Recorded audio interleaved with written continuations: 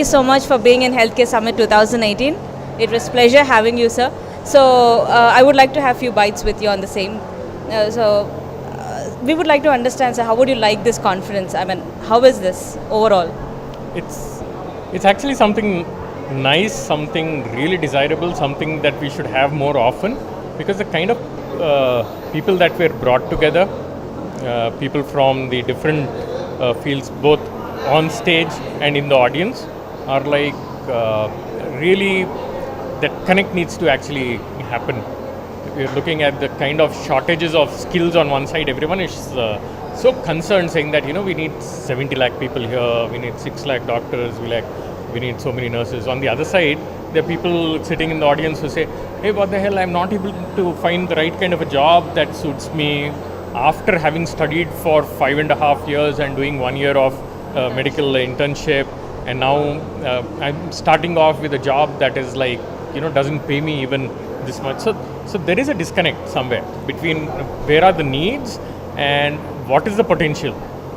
But again, with these students, having them understand different perspectives from different speakers, coming from different backgrounds, each having their own story to which some of the audience will start relating to, saying that everyone starts in the same place, but depending on where they have come. So it's an excellent conference, very well organized as well, and the topics that were chosen, the people who came in to address those topics, the audience, the kind of blend of audience, I think it's exactly right.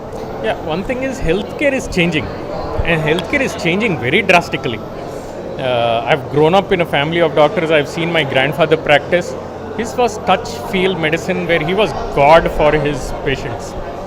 Then my parents, both doctors, two different types of doctors. My mother used to see 400 patients as a general practitioner. She knew every patient by name, the whole family, and she could actually, people would come and talk to her just because she is their doctor. And she would tell them where to go for getting this earache taken care of. She would take care of most of the things. Let it be a small child, all the grandfather's diabetes also she would. My father was a pediatrician. He would see kids and he would take on the most serious cases and be able to take those risks. In the clinic, he used to bend the kit, put in a LP needle, pull out the skills that they had. Currently, there's something that's missing.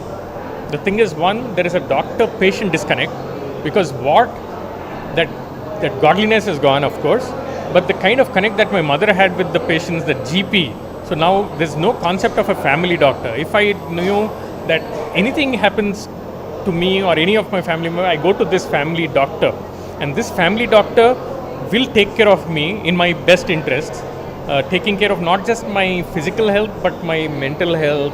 I can go talk to them as my psychiatric problem, my psychological, what's bothering me, and the disconnect between the mother-in-law, daughter-in-law, that used to have bearings on. So all that used to be taken care of.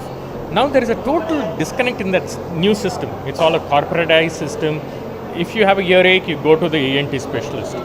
If you have a skin problem, you directly go to a dermatologist.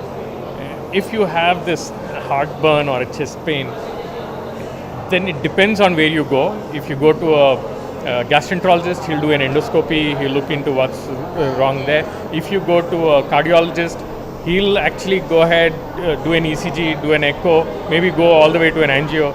So, there is the whole, this thing of the way of practice, because now you do a whole lot of practice to defend yourself.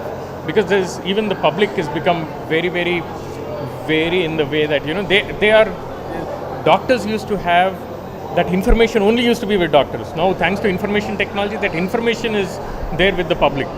But that's still information. That's not knowledge. That's not assimilated. That's not wisdom. What the doctor brings into the system is wisdom.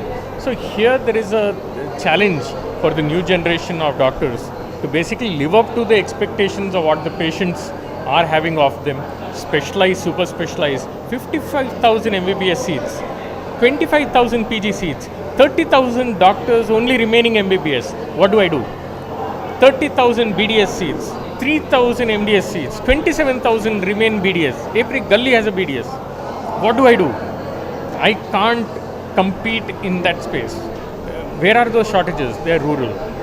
What can I do to bring in skills within that. There's a whole lot of things that forums like this, discussions like this, interactions like this can help to bridge those gaps. We also look forward to participating more, maybe co-hosting some events in areas of Sure, we can mutual look interest forward and to those that, kind of yes. things. They can be more specialized events, they can be more generic events, they can be this thing. And of course now it's a connected world.